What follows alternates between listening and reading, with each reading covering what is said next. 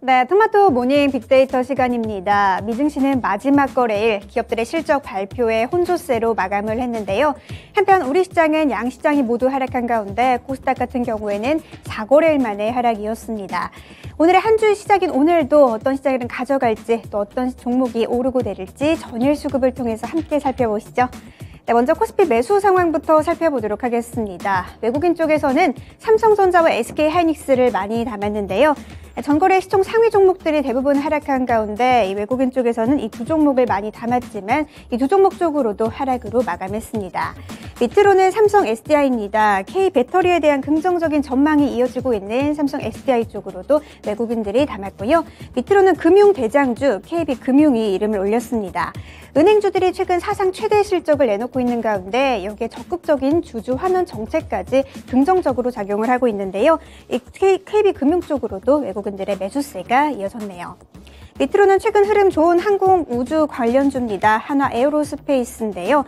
한화에어로스페이스가 루마니아에 K9 자주포를 수출하게 된 가운데 약세장 속에서도 외국인과 기관이 동시에 담으면서 주가는 4% 가까이 올랐습니다.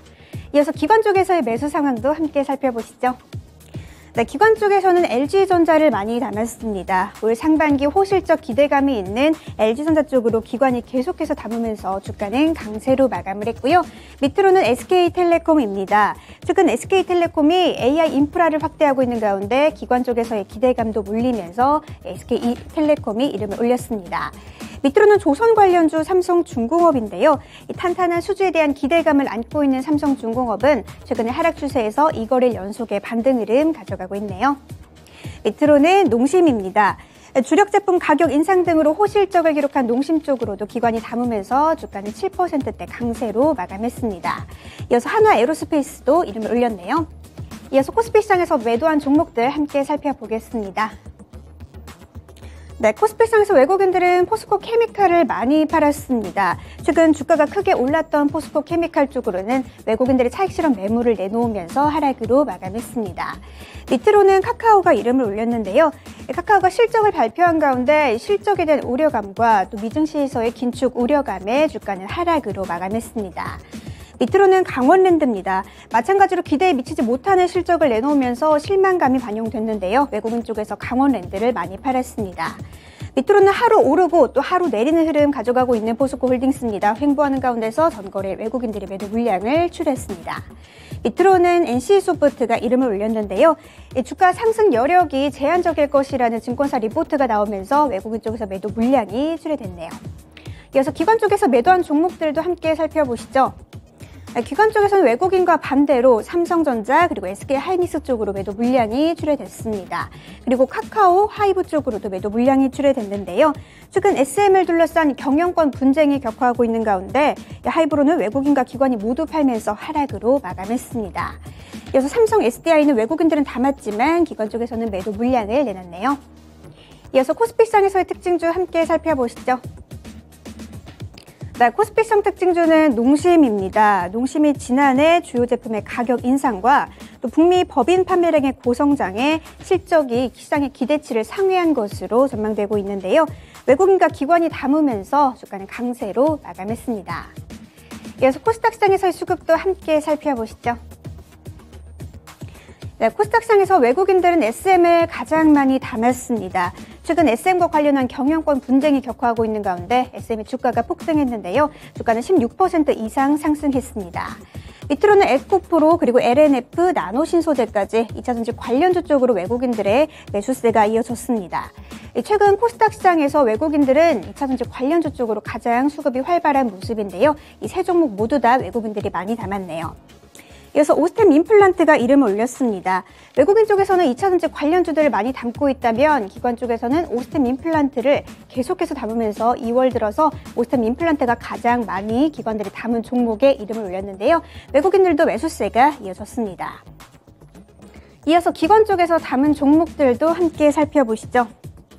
네, 기관 쪽에서는 가장 많이 오스템 임플란트를 담았고요. 밑으로는 아프리카TV가 이름을 올렸습니다. 아프리카TV로 증권사들이 긍정적인 리포트를 내놓은 가운데 주가는 강세로 마감을 했고요. 밑으로는 2차전지 관련주 LNF 그리고 리오프닝 관련주 그중에서도 파라다이스가 이름을 올렸습니다. 중국의 단기 비자 발급에 제한 해제 소식에 파라다이스가 52주 신고가를 경신했습니다. 밑으로는 큐브 엔터인데요. SM과 관련한 경영권 분쟁 등으로 엔터 관련주 쪽으로 수급이 강했던 가운데 큐브 엔터 쪽으로도 기관의 매수세가 이어졌네요. 이어서 코스닥 시장에서 매도한 종목들도 함께 살펴보시죠. 네, 외국인 쪽에서는 콘텐츠 관련주 CJ ENM을 많이 팔았습니다. 지난해 부진한 실적에도 올해 수익성 회복에 대한 기대감이 있는 CJ ENM은 장중에 4% 넘게 상승하기도 했지만 외국인 쪽에서 매도 물량이 출회되면서 하락으로 마감했습니다. 밑으로는 폐배터리 관련주 성일하이텍이 이름을 올렸는데요. 최근 주가가 치솟은 성일하이텍 쪽으로는 전거래 조정을 받으면서 쉬어가는 모습이었습니다. 마찬가지로 레인보우 로보틱스 쪽에서도 최근 조정 국면에 들어선 상황인데요. 주가는 하락으로 마감했습니다. 밑으로 제약바이오 관련주, 셀트린 헬스케어, 그리고 HLB 쪽으로도 외국인들의 매도 물량을 출회하면서 하락으로 마감했네요. 이어서 기관 쪽에서 판 종목들 함께 살펴보겠습니다. 기관 쪽에서는 SM 그리고 디올 쪽으로 매도 물량이 출회됐는데요. SM의 경영권 분쟁에 SM의 주가가 폭등한 가운데 수혜주로 부각을 받는 디올 쪽으로는 기관이 매도 물량을 출회하면서 하락으로 마감했습니다. 이어서 에코프로 그리고 에코프로비엠, 외국인 쪽에서 가장 많이 담은 이 두 종목 쪽으로 매도 물량이 출회됐고요. 마찬가지로 나노신소재 쪽으로도 기관이 팔았습니다. 이어서 코스닥 시장에서의 특징주 함께 살펴보시죠. 네, 코스닥 시장 특징주는 SM입니다. 최근 이승만 전 총괄 프로듀서와 관련해서 SM이 경영권 분쟁을 겪고 있는 가운데 이 카카오와 하이브가 공개 매수에 나서면서 전쟁이 격화되고 있습니다. 한편 이승만 전 프로듀서 측은 신주 및 전환사채 발행 금지에 대한 가처분 신청을 냈는데요. SM의 주가는 16% 넘게 상승해서 11만 원 선대에 안착했습니다. 이어서 주요 일정까지도 함께 살펴보시죠. 네, 가장 먼저 오늘 미국이 1월 소비자 인플레이션 기대치를 발표합니다. 한국 시간으로 오늘 밤을 넘어서 내일 자정에 발표가 될 예정이고요. 두 번째로는 실적 발표 일정입니다. GS 윈드, 그리고 CJ 제일제당과 시푸드, 안랩과 현대 에버다임, GS 등이 실적을 발표할 예정입니다. 이렇게 주요 일정까지 함께 살펴봤고요. 지금까지 토마토 모닝 빅데이터 시간이었습니다.